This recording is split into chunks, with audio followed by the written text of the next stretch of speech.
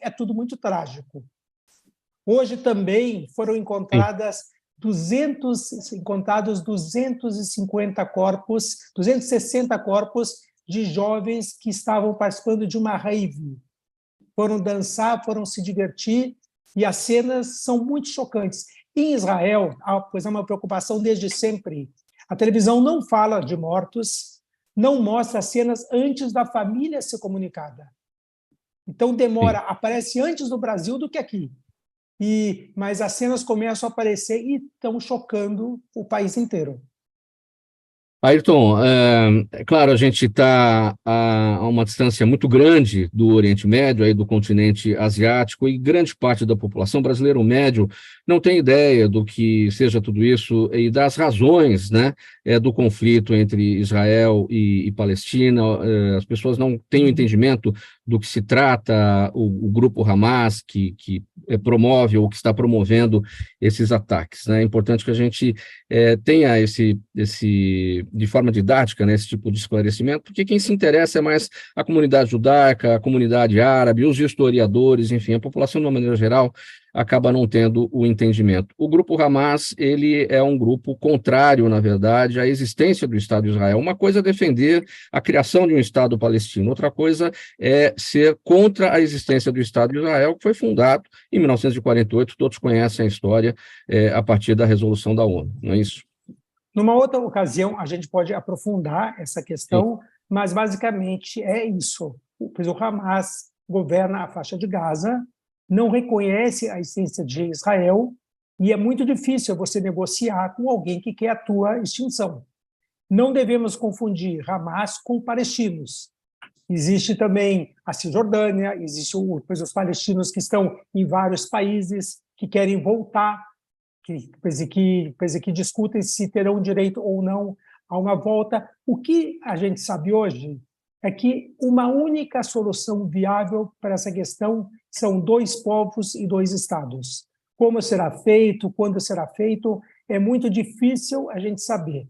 O que existe aqui hoje, Mauro, é um clima de perplexidade, primeiro, pelas fragilidades mostradas por Israel, pelas falhas da inteligência, que sempre foi um ponto de orgulho de Israel. E a gente vê em todas as conversas que, apesar de todo mundo falar em união nacional, preocupação com segurança, o governo do Bibi será muito cobrado, porque o que o governante de direita, mais coloca como seu grande carro-chefe é ter capacidade de segurança, é ter força. E ele foi extremamente falho. Nunca morreram tantas pessoas, foram 800 mortes, e nós estamos no 3º dia. A outra questão, todo mundo está muito abatido, porque a perspectiva de paz com a Arábia Saudita era muito próxima. Israel tem hoje paz com o Egito, com Emirados Árabes, com Bahrein, com o Marrocos e com o Sudão, que não é árabe, mas é muçulmano. E a Arábia Saudita, até há pouco tempo, se um atleta dela fosse competir contra um atleta de Israel, ele não poderia. Deveria desistir dessa competição, não poderia apertar a mão de um israelense. E recentemente, várias competições, congressos aconteceram na Arábia Saudita com a permissão da participação de delegações israelenses e até de ministros. E a gente sabe que a Arábia Saudita disputa com o Irã a hegemonia do mundo islâmico. E a Arábia Saudita tem a vantagem de ser onde ficam os 2 lugares mais sagrados para o islamismo, que é Meca e Medina. Com a paz chegando, até para ter uma oposição para o crescimento do radicalismo islâmico, a preocupação com a bomba do Irã, hoje a Arábia Saudita quer ser aliada de Israel. Então, a Arábia Saudita fechando esse acordo de paz, vários outros países sunitas também fariam. Estariam muitos, e Israel estava exultante. O que acontece? Com este conflito, quando chegarem as imagens dos palestinos morrendo também, infelizmente vão acontecer, a opinião pública desses países árabes, a tendência é que eles não aceitem o acordo de paz. Então, o Hamas foi muito certeiro eu tenho que dizer isso, infelizmente, foi competentíssimo e conseguiu muitos ganhos, matou gente, tem sequestrados e vai conseguir, provavelmente, dinamitar por um bom tempo o processo de paz entre Israel e alguns países árabes.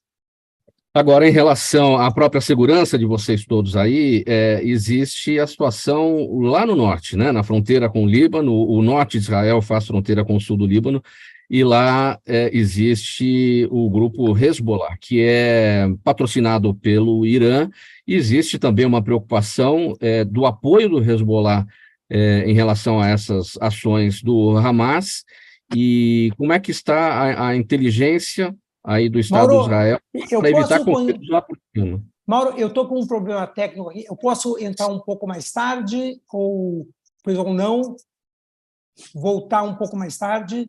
Se você quiser concluir, você tem algum tempo aí para concluir? Tá conseguindo? Eu quase não tenho, só rapidamente. Apesar dos enfrentamentos que aconteceram, os analistas não acreditam que interesse para o princípio Hezbollah, nem para Israel e nem para o Líbano, onde o Hezbollah fica, que essa guerra comece. Mas a gente nunca sabe como a guerra começa e como ela vai terminar. Qualquer movimento errado de uma das peças do tabuleiro eclode uma guerra no norte também. E o Hezbollah é muito mais forte do que o Hamas. Muito bem. Airton Gontoff, vou te liberar aí em razão de muitas outras entrevistas que você tem aí a conceder aos órgãos de imprensa aqui no Brasil, tá bom? Muito obrigado pelas informações e qualquer novidade você aciona a gente aqui. Obrigado, e você sabe como eu sou fã do programa, de você, de toda a produção, como eu adoro participar. Muito obrigado, Airton Gontoff, jornalista que mora em Haifa, cidade portuária ao norte de Israel, atualizando para a gente um pouco da situação em relação aos conflitos que estão acontecendo no país israelense desde o sábado. Bom, gente, 12h13 agora, vamos aos assuntos aqui que estão pautados aqui para a nossa conversa. Olha, venceu na sexta-feira agora o prazo para que mudanças no modelo eleitoral brasileiro pudessem valer para as eleições municipais de 2024. O presidente do Senado, Rodrigo Pacheco, disse que a mini-reforma eleitoral aprovada na Câmara dos Deputados não foi votada pelos senadores para evitar que a cada eleição as regras sejam modificadas. E ele ainda defendeu uma revisão estruturada do Código Eleitoral. A mini-reforma eleitoral prevê a simplificação, ou previa, né, porque não passou no Senado, não foi apreciada, não foi votada, previa a simplificação da prestação de contas pelos partidos e candidatos, a doação via Pix e o uso de verba feminina com despesas de outros candidatos. Doutor Alberto Rolo, bom, essa declaração do senador Rodrigo Pacheco em relação à não votação dessa matéria faz sentido, né? É bom fazer tudo isso no momento mais adequado, de uma maneira mais estruturada, e fazer a reforma do Código Eleitoral, não uma mini-reforma, né? Com certeza, Mauro. Primeiro é importante eu falar que vamos torcer para que a paz, né, esses povos encontrem a paz da maneira mais rápida possível, né? Então, tentando falar desses assuntos importantes aqui no Brasil também. Com certeza, quanto mais tempo o Congresso tem para discutir qualquer tipo de alteração na legislação eleitoral, é melhor porque a matéria sai discutida, sai mastigada e tem mais tempo para serem pensados os prós e os contras. Agora, o senador Rodrigo Pacheco, quando ele diz que é para evitar que existam alterações a cada eleição, isso é um pouco de conversa mole, Mauro, porque desde a lei vigente hoje, a lei é de 97, desde a lei 9.504, que é de 97, que a gente tem, basicamente, de 2 em 2 anos, alguma alteração. E essas alterações até são saudáveis, porque elas vêm em função daquilo que aconteceu na eleição passada. Então, alguns pontos dessa mini-reforma, eles queriam ou pretendiam justamente fazer alguns ajustes em função do que aconteceu em 2022. Então, isso não é ruim, não é de todo ruim, mas realmente existe lá uma proposta, né, de um novo Código Eleitoral, como você mencionou, são 900 artigos mais ou menos. Então, se é para levar a sério uma ampla reforma eleitoral e não uma mini-reforma, então é bom que eles se debrucem sobre um novo Código Eleitoral. Agora, Mauro, a gente tem condição de cobrar deles, vamos prestar atenção para que isso não volte a ser discutido lá em 2024, né, ou em 2025, quando eles falarem para a eleição de 2026. Se são 900 artigos, eles têm que discutir isso já, desde já. criarem as comissões na Câmara, no Senado, para que essas discussões sejam implementadas e sejam divididas, né, com a sociedade, e para que esse processo, esse projeto chegue maduro no momento oportuno, né? Lá, se for para a eleição 2026, então que seja para a eleição 2026, mas não esperar um ano antes para depois começar a falar de novo, precisamos de um novo Código Eleitoral. Então, a gente tem condição de cobrar isso. Agora, nesse ponto, eu acho que foi um pouquinho de desculpa, um pouquinho de má vontade do Senado. Agora, tudo bem, se não quiseram discutir esses pontos, vamos deixar para discutir um novo Código Eleitoral. Agora, é o que o senhor falou, né? Toda vez fica para o momento, para o último momento, né? E aí não dá tempo, e aí ou a coisa é feita, como eles chamam, né? No afogadilho, ou acaba não fazendo como aconteceu agora. E aí está sempre uma coisa mal feita, né?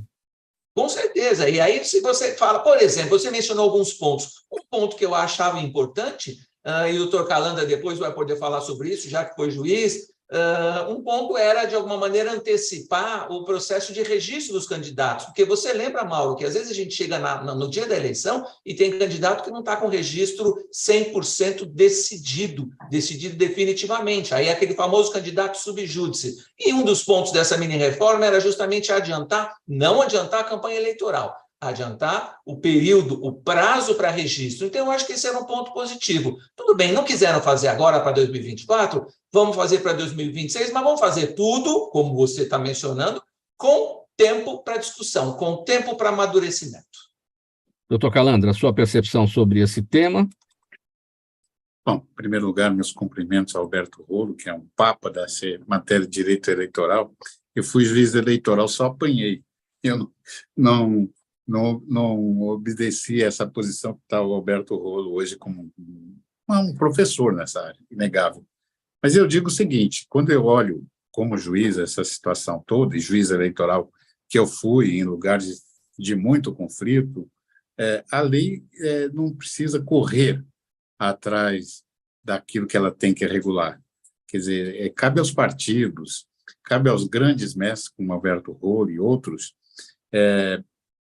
pegar essas situações e tratar isso na ótica dos partidos e dos candidatos. A lei já existe. O Código Eleitoral pode ter seus 1 milhão de defeitos, mas o maior defeito não está no Código Eleitoral, está nas pessoas que participam do processo eleitoral. Deixam tudo para a última hora, as coligações acabam acontecendo no último dia na última hora do prazo, e nós, juízes eleitorais no Brasil, fizemos o impossível para modernizar. Eu fiz o primeiro projeto para apuração digital de eleições, e disseram que eu ia ser morto junto com todos os engenheiros que estavam do meu lado, porque ninguém ia compreender que numa máquina já não tivesse o resultado da eleição. Foi isso que me disse o presidente Juca Santana, que era o presidente do TRE, quando eu apresentei a ele esse projeto, que eu e o Luciano Bach e outros engenheiros construímos para apresentar ao TRE.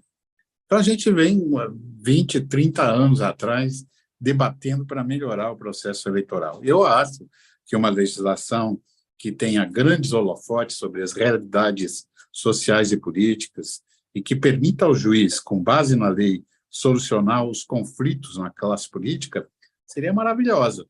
Mas não pode, como disse muito bem o professor Alberto Rolo, fazer isso no último dia, na última hora.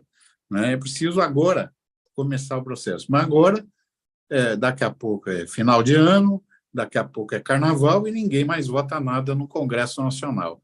Então, o presidente Rodrigo Pacheco puxou o freio de emergência na hora errada. Tinha que ter puxado lá atrás. E ter puxado o freio de emergência não para paralisar a reforma, para fazê-la com a profundidade que merecia ter. Poderia tramitar no Congresso, no Senado e na Câmara simultaneamente, e agora nós teríamos muitos conflitos que geraram esse 8 de janeiro tão lamentado por muitos e por todos. Nós já teríamos uma legislação que regulasse esse tipo de conflito. E queria deixar aqui, sobretudo, às crianças, aos jovens dos países em conflito, não só em Israel e no mundo árabe, nós falamos muito disso, e desse conflito, a imprensa está falando, o Mauro todo dia, e nós somos um pouco judeus e um pouco árabes. Não tem quem não tenha um judeu e um árabe na família, não é? Então, o brasileiro que faz essa soma de várias raças, de vários povos, fica sem entender por que um conflito tão absurdo para dar um lugar para um povo que foi torturado, morto, e por isso é que teve um território para ele morar numa parte do planeta Terra. Coincidentemente, está lá em Jerusalém, no Estado de Israel, tem esse lugar que um brasileiro assinou um decreto de criação do Estado de Israel com a concordância de todos os povos árabes do mundo. Então, Oswaldo Aranha. Exatamente. Então, nós não podemos estar dando marcha ré e voltar atrás. A paz é um caminho inexorável e cabe a cada um de nós nesse planeta Terra bradar pela paz e não pela guerra. Doutor Bejato, sua percepção bem breve sobre o adiamento aí, portanto, da votação da mini-reforma eleitoral não é para já. Claro, perfeito. Primeiro, obrigado aí pela palavra. Bom, eu percebo o seguinte, qual é a minha percepção bastante breve sobre esse ponto. Concordo com o professor Rolo que esse tipo de medida, ela precisa do quê? De um tempo de amadurecimento no Congresso. Infelizmente, muitas vezes, o Congresso acaba dando lugar a pautas mais imediatistas, mas que, por algum motivo, têm maior visibilidade naquele momento, e acaba se priorizando um retorno eleitoral, enfim, uma maior abordagem da mídia naquela questão, e se perde um pouco em qualidade no processo legislativo. Isso acaba acontecendo. E quando nós paramos para analisar essa questão da legislação eleitoral, que, de fato, como o professor Rolo colocou, a cada eleição eu tenho pequenas mudanças, mas são pequenas mudanças que ocorrem, na maior parte das vezes, não pelo legislativo, mas sim por resoluções do próprio Tribunal Superior Eleitoral, que vem atualizando eleição após eleição. Mas eu vejo que seria necessário um debate profundo para que se unificasse a legislação eleitoral de uma vez. Hoje nós temos o Código Eleitoral, que ele é da década de 60, de 1965, contou com várias alterações. Temos a Lei de Eleições, que é a Lei 9.504 de 97, e no que trata das inelegibilidades, temos a Lei Complementar 64, de 90, depois com outras alterações. E aí, em cima disso, a cada eleição, nós temos alterações pelas resoluções do TSE.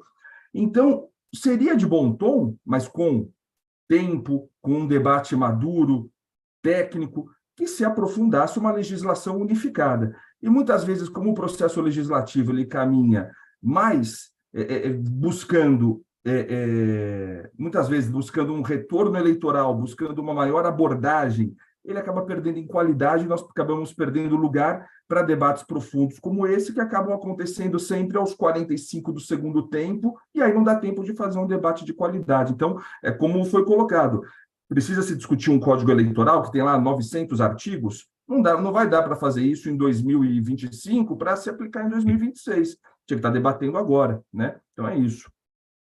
Meio-dia 24, este é o programa Gente que Fala, no ar, ao vivo, pela Altivia TV da internet e também pelas nossas redes sociais. Hoje é segunda-feira e a gente vai tratar de um outro assunto agora aqui com a Viviane Zanardo. Vamos tratar de educação, gente, olha só, porque vai acontecer dia 27 aqui em São Paulo, o primeiro encontro dos midiáticos voltado para alunos do primeiro ao 9º ano da rede pública.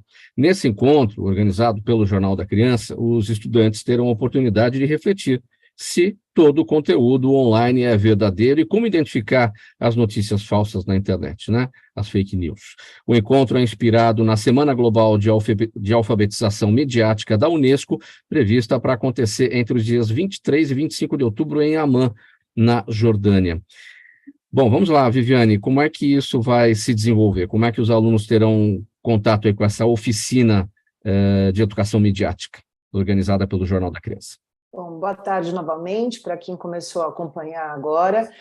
É uma satisfação imensa poder falar um pouco desse sonho que a gente está realizando, que é o primeiro encontro dos midiáticos, né? Porque eu, como jornalista, eu acompanho muito essa questão da importância de educação midiática direcionada para os professores, né? mas nada que fale diretamente com os alunos, né? E os alunos, eles, principalmente dessa geração, eles nascem praticamente conectados, né?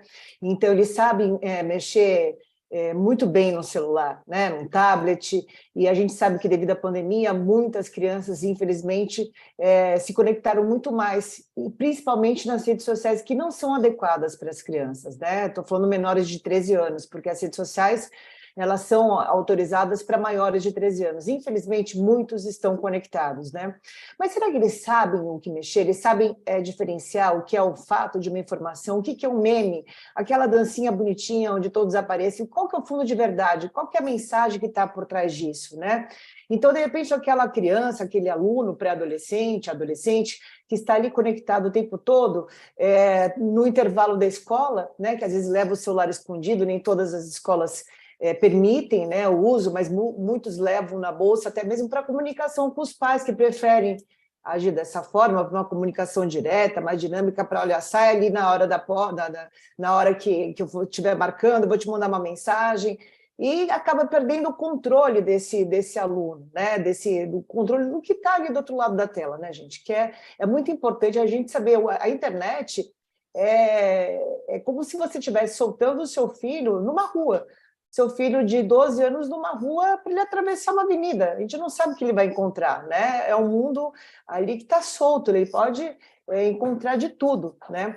Então, e daí esse aluno que está ali no telefone, olhando um meme, ele entra na sala, por exemplo, de língua portuguesa, e a professora coloca ali como tarefa ele aprender sobre a diversidade textual, né? Vamos falar sobre legendas, vamos falar sobre gêneros textuais jornalísticos, vamos ensinar sobre notícia, a diferença entre notícia e reportagem, vamos falar sobre sinopse, que é um outro gênero textual, mas o gênero textual que a gente está vendo ali nas mídias, né? A gente não está explicando isso para eles, né? Isso é um pouco de educação midiática.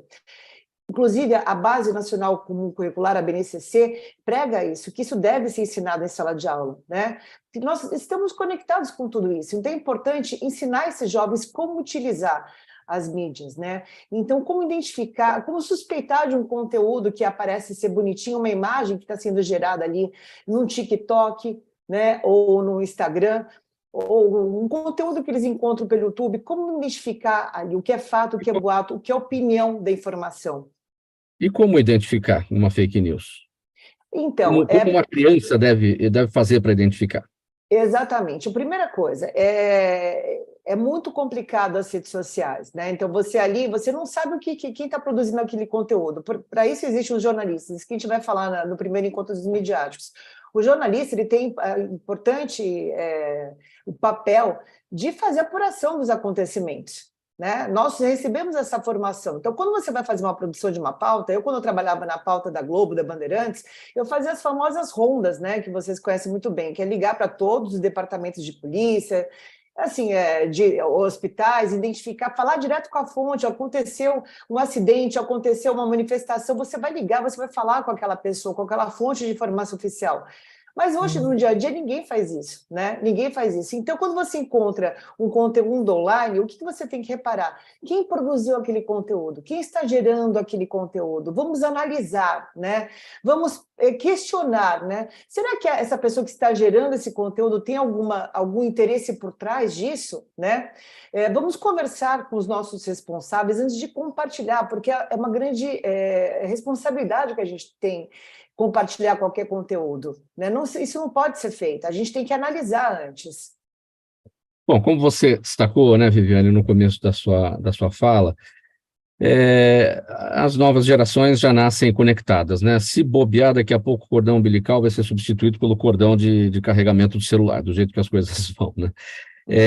Onde é que eu quero chegar nisso? Que uma coisa é a educação midiática necessária, que é papel da escola, né?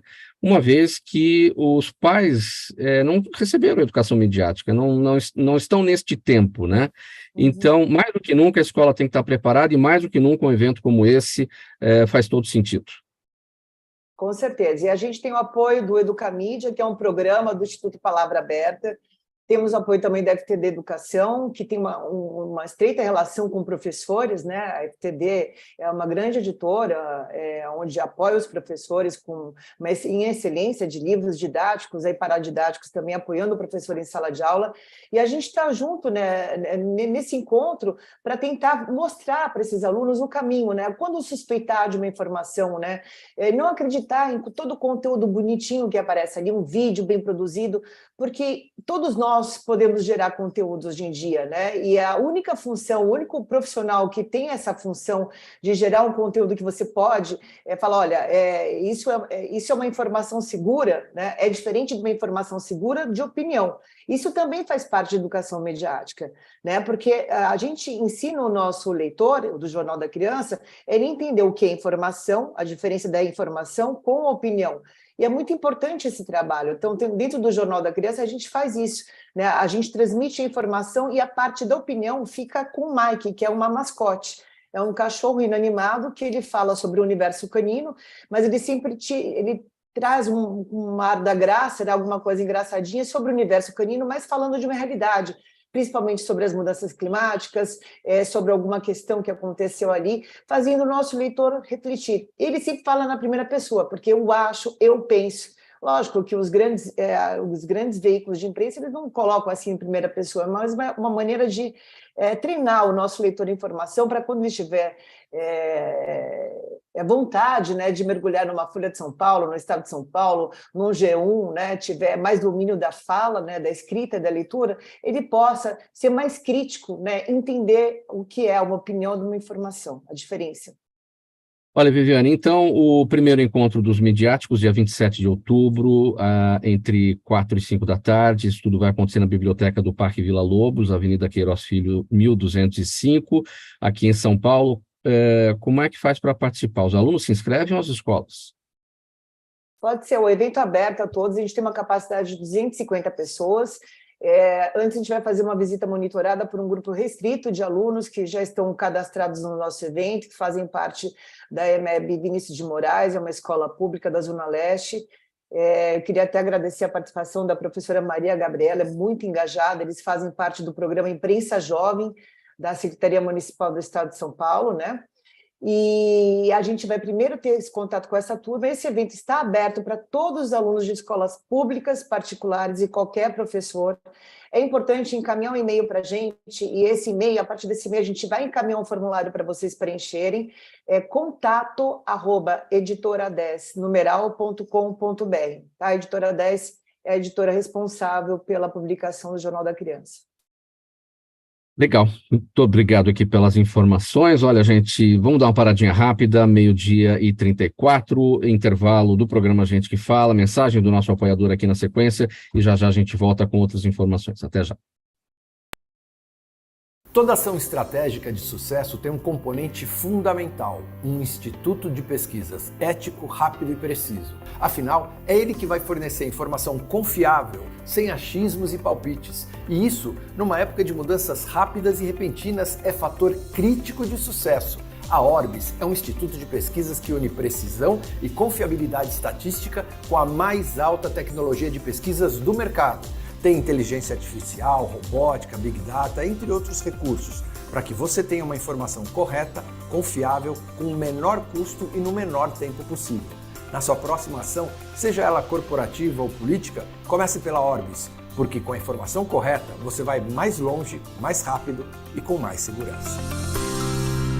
De volta agora, faltando 25 minutos para 1 da tarde, você acompanhou o nosso intervalo aí, a mensagem do nosso apoiador, o Instituto Orbis de Pesquisa. A gente segue por aqui, programa Gente que Fala, edição de segunda-feira, pela Altivia TV da internet e também pelas redes sociais, Instagram, Facebook e ainda o nosso canal no YouTube. Próximo tema. Em uma votação que durou apenas 40 segundos, a Comissão de Constituição e Justiça do Senado aprovou uma PEC que limita as decisões monocráticas, que são tomadas por um único ministro do Supremo Tribunal Federal. E essa proposta também restringe o prazo para os pedidos de vista. A aprovação pela CCJ do Senado provocou reação do presidente do STF, o ministro Luiz Roberto Barroso, que defendeu o papel da Corte na proteção da ordem democrática. Agora, essa PEC é de número 8 de 2021, será encaminhada para a deliberação do plenário da Casa. Doutor Roberto Beijato Júnior, seu entendimento sobre essa medida aí põe lenha na fogueira aí nas relações entre o Congresso e o Poder Judiciário? Bom, esse é um tema que eu penso que é relevantíssimo, né? Um dos temas que mais tem que estar em discussão, efetivamente, essa discussão madura que nós vínhamos falando há pouco no Congresso Nacional. O que eu acho que é muito importante a gente ter clareza é quando a gente fala em decisões tomadas pelo Poder Judiciário, como regra geral, nós estamos falando do quê? Aí o Calandra vai poder falar muito bem sobre isso. Mas nós estamos falando de decisões que tratam de temas jurídicos sob uma perspectiva técnica. No entanto, quando nós caminhamos para o âmbito de uma Suprema Corte, como, por exemplo, o Supremo Tribunal Federal, é da própria essência dele, ao definir questões de alta densidade constitucional, que ele esteja decidindo temáticas que são fronteiriças entre aquilo que é jurídico e aquilo que é efetivamente político. Então, não é incomum que o Supremo, dentro das suas próprias funções, enverede também em algumas searas que vão afetar decisões de cunho político. Isso a gente precisa ter uma certa clareza. Entrando nessa temática, né, o que eu vejo que é mais polêmico que se discute hoje no Congresso e na PEC do Senado, além da questão da decisão monocrática, é a possibilidade, essa sim eu acho que tem que ser analisada com muito cuidado, a possibilidade de algumas decisões do Supremo, quando tomadas com o que a gente chama de controle abstrato, né, de constitucionalidade, ou seja, quando o Supremo diz, essa norma é constitucional ou é inconstitucional, etc., dessa decisão poder ser sustada pelo Congresso Nacional. Esse é um ponto que eu acho que tem que ser debatido com muito cuidado. Por quê? Não obstante, o Supremo, claro, vai decidir também sobre parâmetros políticos, isso é inarredável, a decisão jurídica, ela é sempre também uma decisão política, né? Não existe aquela decisão 100% neutra, técnica e objetiva. Isso é algo que, em termos epistemológicos, nós formos falar em termos científicos, isso não se sustenta, né? Por várias razões que não cabem nesse momento. Mas eu vejo com bastante cautela a possibilidade de uma decisão desse tipo ser derrubada pelo Congresso. Não obstante, esse debate tenha que ser feito. Já que se está decidindo questões políticas, a seara propriamente política para as discussões é o Congresso Nacional. A gente está vendo isso em debates hoje, como, por exemplo, o da definição da inconstitucionalidade, por exemplo, vou usar um tema que está em voga agora, do uso de drogas, do porte de drogas para uso próprio, o artigo 28 da Lei de Drogas, né? Eu tenho um grande problema nesse ponto, porque, por exemplo, quando o Supremo diz, olha, a criminalização do porte de drogas para uso próprio é inconstitucional porque viola a liberdade individual, e etc., etc., etc., ele traz essa definição de uma maneira isolada, é inconstitucional e pronto. O campo político, ele tem condições de regulamentar melhor esse tipo de matéria. Então, por exemplo, eu vejo como uma opção política se eu vou definir o porte de drogas para uso pessoal como crime ou não. Mas isso tem que ser tratado não de maneira isolada, mas de maneira sistêmica. Porque senão o que acontece? Imagine o seguinte, tudo bem, eu digo, olha, o porte de drogas para fins de uso pessoal não é crime, você pode portar, tudo bem. Mas de quem essa pessoa vai comprar? Já que a venda vai permanecer sendo criminalizada, ela vai comprar de quem? Vai comprar do traficante, é óbvio. Então, numa decisão assodada desse tipo, você fortalece o crime organizado, nesse tipo de coisa. Então, eu penso que essas demandas que estão bem na fronteira entre o político e o jurídico, eu não vejo como impensável o Congresso poder, sim, rediscutir essas coisas. Mas tem que se tomar muito cuidado. Não dá para ser um debate, como o senhor bem colocou, aprovado ali em 40 minutos, em 40 segundos, né, numa comissão do Senado. Isso tem que ser fruto de um debate muito amplo. Mas eu penso que é um debate que vai ter que ser enfrentado, até onde vai se dar essa retroalimentação entre o poder político do Supremo e o poder político do poder legislativo eleito para isso, né? Então, algumas colocações iniciais aí, eu passo a palavra, para não me estender tanto também. Vamos ouvir o doutor Calandra. O senhor compartilha o entendimento do doutor Bejato, doutor Calandra? Seu áudio está fechado, doutor Calandra, por gentileza. Pode abrir o microfone, por favor. Doutor Calandra, seu áudio está fechado. Doutor Calandra, não nos ouve? Estou vendo. Agora sim. Seu áudio estava fechado. Pode seguir.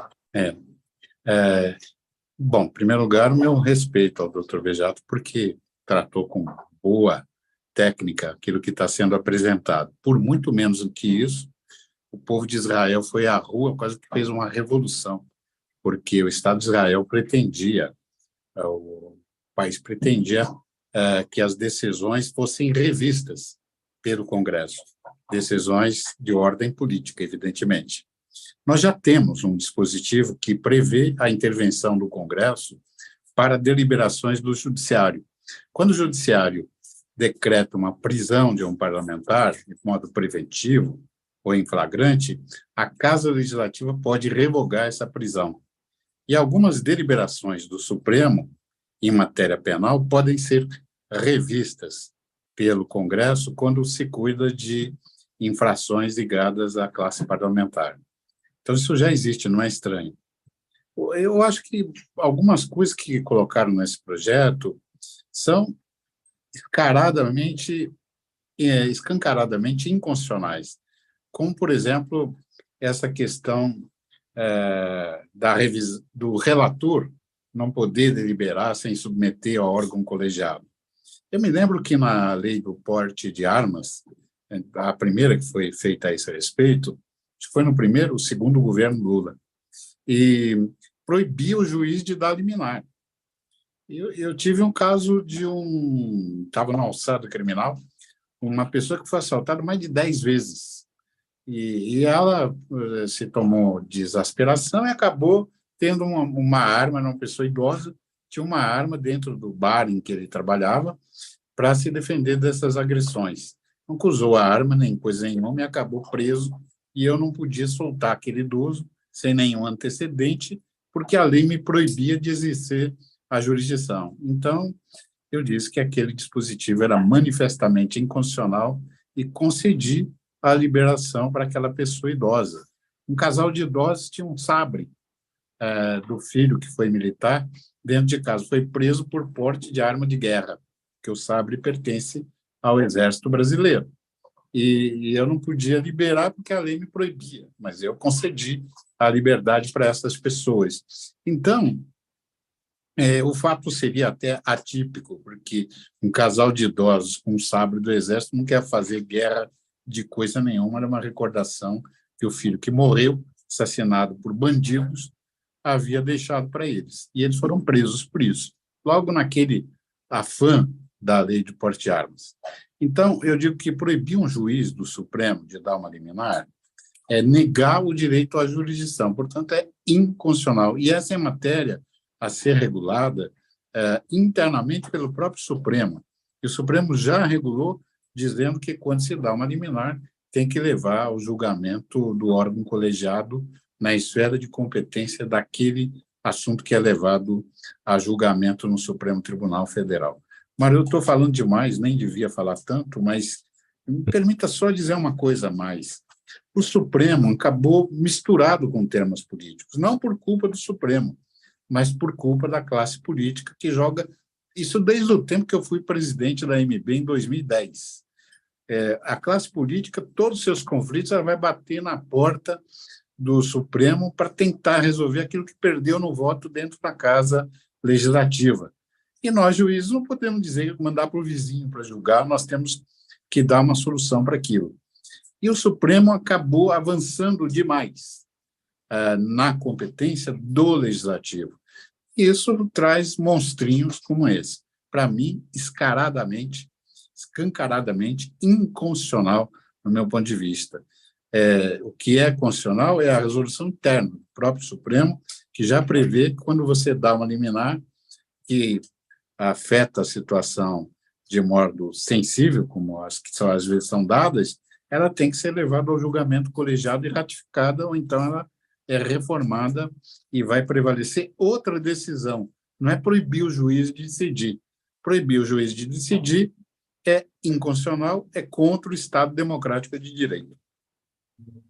Doutor Rolo, sobre esse aspecto levantado pelo doutor Calandra, do judiciário ser contaminado muitas vezes pelo político, isso acaba sendo natural, porque o judiciário não age de ofício, ele acaba sendo provocado. E os temas que chegam lá são políticos, acaba acontecendo naturalmente. Com certeza, Mauro, e é bom falar depois de pessoas inteligentes, né? Que a gente tende a concordar com tudo que eles falaram, né? Então fica fácil concordar com o professor Beijato, com o doutor Calandra, mas sobre esse ponto especificamente, né? É o que ele falou, quer dizer, os políticos fazem a bagunça interna lá nas casas legislativas, depois vão bater lá no STF e reclamam das respostas que tem, né? Das decisões. Para mim, Mauro, esse projeto é nitidamente uma forma de, entre aspas, né, uma palavra feia, mas uma vingancinha, né? Quer dizer, de alguma maneira o Congresso se sentiu diminuído na sua autonomia, e aí, para devolver isso, essa sensação e sentimento, eles acabam fazendo coisas talvez até piores, né? E eu concordo com o doutor Calandra, quer dizer, é da essência do Poder Judiciário decidir. Aí tem um projeto de emenda constitucional que diz, olha, o Poder Judiciário não pode mais decidir, ou não pode decidir monocraticamente. Quer dizer, como é que pode isso? O Poder Judiciário tem que decidir, aí decide, não, tudo tem que ser decisão colegiada? Não. E outra coisa que o doutor Calandra levantou, que é importante, o STF já colocou no seu próprio regimento interno regras para essas decisões monocráticas, para serem levadas, né, ou as turmas, né, respectivas, ou mesmo ao plenário, já tem regras. Em relação ao pedido de vista também, já tem regra específica. Eu também acho, não pode demorar, o ministro Luiz Fux não pode demorar 4 anos para decidir uma liminar, por exemplo, quando falava de pagamento, né, de verbas extras, né, para os membros do Poder Judiciário, e depois isso foi copiado, levado lá para o Ministério Público. Não pode demorar 4 anos para decidir. Só para dar um exemplo que a gente fala em sala de aula, né? Então, está errado, mas agora já não pode mais, já tem regra para isso. E também, lembrando que o professor Beijato falou, tem que tomar cuidado para não misturar decisões técnicas jurídicas com alguma coisa que tem um conteúdo eminentemente político, que depois vão reclamar. O professor Beijato deu como exemplo, Mauro, a questão da criminalização do porte de droga, e eu acho que outro tema que está causando uma polêmica muito grande é a questão do aborto, e não terminou ainda. E isso vai dar pano para manga. O judiciário decide uma coisa, vai lá o Congresso dizendo que está tendo usurpada a sua competência. Vamos ver. Para isso, a gente costuma dizer no popular, cada macaco no seu galho, cada um tem que cumprir bem o seu papel para que a sociedade, viva em paz e viva em harmonia, né? Agora, não passa no Congresso Nacional, né? São 2 turnos em cada casa. É difícil, hein, doutor Rolo? Essa é a minha percepção, né? Eu espero que não. Lembrando, se a gente fala de decisão monocrática, eu espero que tenha senadores lá e deputados também que não fiquem sensibilizados por isso. É papel do Poder Judiciário decidir. Aí vai lá o senador, vai lá o deputado e diz, não, você não pode decidir mais. Eu acho que isso é um pouco de exagero, como diz o doutor Calandra, isso é inconstitucional. Viviane, sua percepção sobre esse tema como jornalista? Olha, eu vou ser muito sincera com vocês. Eu saí da televisão porque eu não gosto de falar de política. E eu, como editora-chefe do Jornal da Criança, eu gostaria de ficar isenta desse bate-papo, porque o Jornal da Criança ele transmite exatamente essa mensagem, né? Nós somos imparciais, nós apenas transmitimos a informação do que ela está acontecendo, porque eu não posso, como editora-chefe do Jornal da Criança, trazer pontos de vista dessa forma para o meu leitor em formação, né? Seria uma crueldade fazer isso. Muito bem, então eu vou te mandar aqui uma pergunta da nossa audiência, que vem pela Daniela Neves, ela acompanha a gente no YouTube, Viviane. O que poderia ser feito para que as fake news deixassem de ser tão generosamente remuneradas pelas mídias sociais? Como é que é? O que poderia ser feito para que as fake news deixassem de ser tão generosamente remuneradas pelas mídias sociais? Olha, é a pergunta da Daniela Neves. Daniela, é uma pergunta extremamente importante e delicada, porque, na verdade, isso tudo tem um fundo comercial, né? A gente sabe, né? Porque você pode patrocinar hoje, qualquer coisa você pode impulsionar nas redes sociais, né? Se eu pagar um valor X, tem um termômetro dentro desses impulsionamentos. Eu não falo nem de propaganda paga, porque hoje em dia a gente sabe que o jornal físico, né? Assim, o impresso, ele não existe mais, né? É difícil, né? Existe, né? É o modo de dizer que não existe mais, mas é difícil ir na banca. Ninguém mais tem esse hábito de ler o jornal, né? Então, por que os jornais perderam, né? Perderam espaço? Porque não tem mais anunciante aqui. Os anunciantes estão todos online, né? E ali é o anunciante misturado junto com as notícias, tem informe publicitário. Então, assim, gente, eu devolvo até a pergunta: como é que uma pessoa leiga que não estudou jornalismo vai saber separar tanta informação junto, né? Porque é um comércio que está aí atrás, né? É muito difícil. Esse trabalho de educação midiática, ele deve ser feito não só com os alunos, mas com os adultos também. Como você disse logo no começo, a gente não pode só trazer essa responsabilidade para os professores, né? Porque falta educação midiática para nós. Eu conheço muitas pessoas que são pessoas que eu respeito muito, né? Pessoas com boa, excelente formação, e que eu vejo repassando conteúdos que eu falo, gente, pelo amor de Deus, isso daí não é uma fonte confiável, né? É muito complicado, né? E esses debates acontecem principalmente nos grupos de WhatsApp, né? Brigas, né? Porque você está transmitindo uma informação que não é verdadeira. Isso quando não tem aquelas pessoas, né, Viviane, que sabem que é fake news e que passam para frente para ver o circo pegar fogo. Tem gente que faz isso, né? Exatamente, é por ideologias diferentes, né? Porque acredita em posições diferentes. Com relação à política, isso aflorou muito mais, né, agora nessas últimas eleições, né? Então, você vê ideologias diferentes, são políticos, são pessoas que têm pontos de vista diferentes, e elas falam com uma propriedade que quem está ali do outro lado acredita naquilo, mas não sabe identificar que aquilo é uma opinião, né? Isso é muito delicado. Doutor Rolo, o Jaime do Jardim Bonfilholi também está com a gente, acompanhando a nossa transmissão. Obrigado, Jaime, aqui pela pergunta. Ele quer saber se a inelegibilidade do ex-presidente Jair Bolsonaro pode ser revertida pelo próprio STF. Então, vamos lá, importante a pergunta, sim. Já foram julgados embargos de declaração, a decisão foi mantida. Agora entrou o recurso especial, se não me engano, na sexta-feira, essa é a notícia que eu tive. Então, é possível, lógico, que o STF entenda que a decisão do TSE foi equivocada e reforme a decisão. Vamos lembrar, são 11 ministros no STF, desses 11, 3 estão no TSE, portanto, a gente já conhece esses 3 votos, mas ainda tem 8 votos que são desconhecidos. Além da parte, vamos imaginar, né? É complicado porque recurso extraordinário tem cabimento, tem que analisar isso antes, provavelmente o ministro Alexandre de Moraes não vai receber, vai ter que agravar, vamos imaginar, mas tirando a parte do mérito, tem alguma parte processual, como o uso de prova indevida, né? A defesa do ex-presidente diz que aquela minuta do golpe não poderia ter sido usada, então isso é um ponto jurídico importante que eles vão ter que analisar, e também teve cerceamento de defesa, eles queriam ouvir, se não me engano, mais 2 testemunhas, e o relator lá no TSE negou. Então também tem esse ponto de cerceamento de defesa que tem que ser analisado. Então, resposta objetiva, é possível que o STF reverta essa decisão. Só que isso não vai acontecer mais esse ano, vai ficar para o ano que vem. Doutor Bejato, o Rodrigo Monteiro está no Facebook, pergunta: a Constituição brasileira deixa claro os limites para as intervenções de um dos poderes nos demais, ou esses limites ainda são um pouco subjetivos? Uma excelente pergunta, uma pergunta profunda.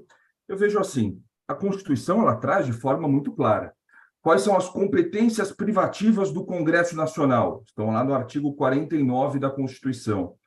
Quais são as atribuições do Supremo Tribunal Federal? Artigo 102 da Constituição. Isso está muito claro. O grande problema é que quando nós tratamos, sobretudo, de decisões, as decisões por si só, numa Constituição como a brasileira, elas são também alvo do quê? De uma grande carga hermenêutica, uma carga interpretativa sobre o conteúdo daqueles dispositivos constitucionais. E é nessa interpretação que talvez surja essa questão de um poder entrar um pouquinho na do outro. Entra num problema interpretativo. A Constituição ela deixa muito claro esses limites, mas quando eu tenho que definir, eu tenho que tratar esses limites com base em princípios muito amplos, como, por exemplo, a dignidade da pessoa humana aplicada a uma temática como, por exemplo, que o professor Rolo bem trouxe, lembrou, a temática do aborto. O que eu vou entender por dignidade da pessoa humana aqui vai definir o resultado final.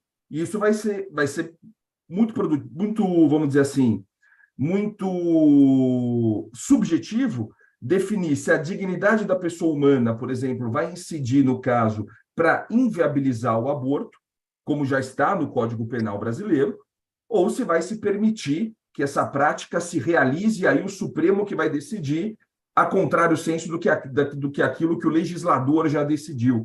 Então, objetivamente, a Constituição traz esses limites, mas esses limites, quando são colocados, vamos dizer, na ágora, né, para discussão, eles vão sofrer a influência de uma margem interpretativa que, por vezes, é muito ampla. Esse é o grande problema. Então, essa é uma construção dinâmica, não para. Né? Isso que eu tenho a dizer.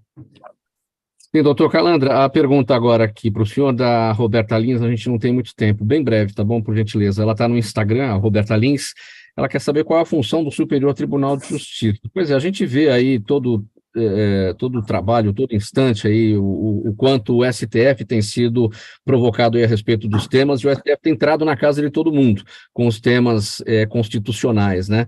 Mas muita gente tem dúvida em relação ao trabalho do Superior Tribunal de Justiça.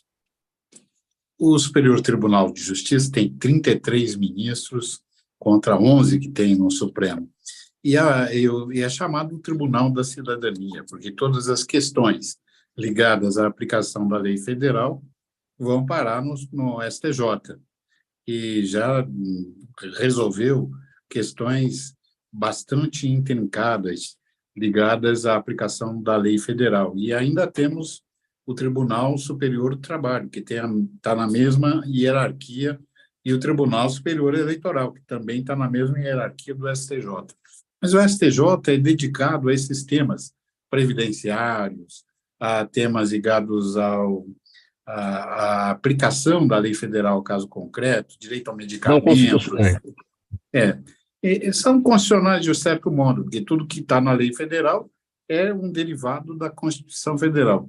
Mas a grande função do STJ tem sido unificar a jurisprudência dos TJs, dos tribunais de justiça locais. Na minha opinião, cada tribunal de justiça deveria ser uma Suprema Corte estadual, com grandes responsabilidades, que já tem, mas que fosse, vamos dizer, uma instância de parada, e que só fosse para o STJ aquilo que realmente causasse a intervenção de um tribunal federal. E eu acho que, se nós seguíssemos o modelo de cada tribunal de justiça ser uma Suprema Corte, um ponto final para as questões que milhões, que se debatem a nível de estados, a justiça seria mais rápida e o STJ seria um tribunal de revisão apenas para questões controvertidas nos tribunais. Mas isso está longe de acontecer no Brasil pelo volume de processos que, com todas as barreiras que criam, acabam chegando ao STJ. Doutor Calandra, em apenas 15 segundos, no máximo, por conta do tempo aqui. 15 anos de mandato para os ministros do Supremo Tribunal Federal, como prevê essa PEC protocolada na semana passada no Senado? Sim ou não? Eu sei que o tema é extenso, é complexo. É só vou dizer que eu tive uma discussão com o ministro Lewandowski, que é favorável a essa limitação de tempo, e eu sou contrário, porque eu acho que a magistratura tem que ser permanente.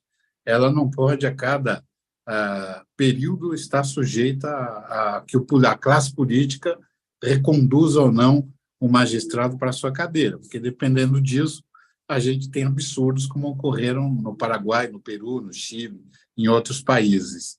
Eu sou partidário que a magistratura tenha a permanência, a vitaliciedade necessárias, inclusive para a magistratura estadual, e haja uma permanência na carreira e que a pessoa só seja afastada realmente quando não quiser, depois dos 75 anos, e não tiver condições para seguir operando da sua cadeira. Eu acho que a experiência de um juiz com 30, 40 anos de carreira não é para jogar no lixo e mandar a pessoa pescar lambari na beira do córrego, que nem me mandaram fazer, mas eu sou péssimo pescador, insisto em ficar falando aqui no Gente que Fala. Muito bem, gente, vamos colocar um ponto final nessa edição do programa Gente que Fala, e o agradecimento a todos vocês pela participação, em nome de toda a nossa equipe, doutor Alberto Rolo, advogado, especialista em direito eleitoral, Viviane Zanardo, jornalista, publisher do Jornal da Criança, o doutor Henrique Nelson Calandra, desembargador aposentado, advogado, especialista em direito empresarial, ex-presidente da APAMAGES e da Associação dos Magistrados Brasileiros, e doutor Roberto Beijato Júnior, advogado, professor da Faculdade de Direito do IBMEC São Paulo. Programa Gente que Fala sempre por aqui, realização da ABCOM, apresentação minha, Mauro Friesman, pauta e redação, Pedro Schiavon, Zenilda Salvato, nossa diretora de produção, jornalista Fausto Camunha, nosso diretor-geral, você aí do outro lado, internauta, você espectador, a razão sempre da nossa presença aqui todos os dias. A gente volta amanhã a partir do meio-dia pela Altivia TV da internet e também pelas nossas redes sociais. Um abraço a todos, obrigado pela companhia, até amanhã, tchau, tchau.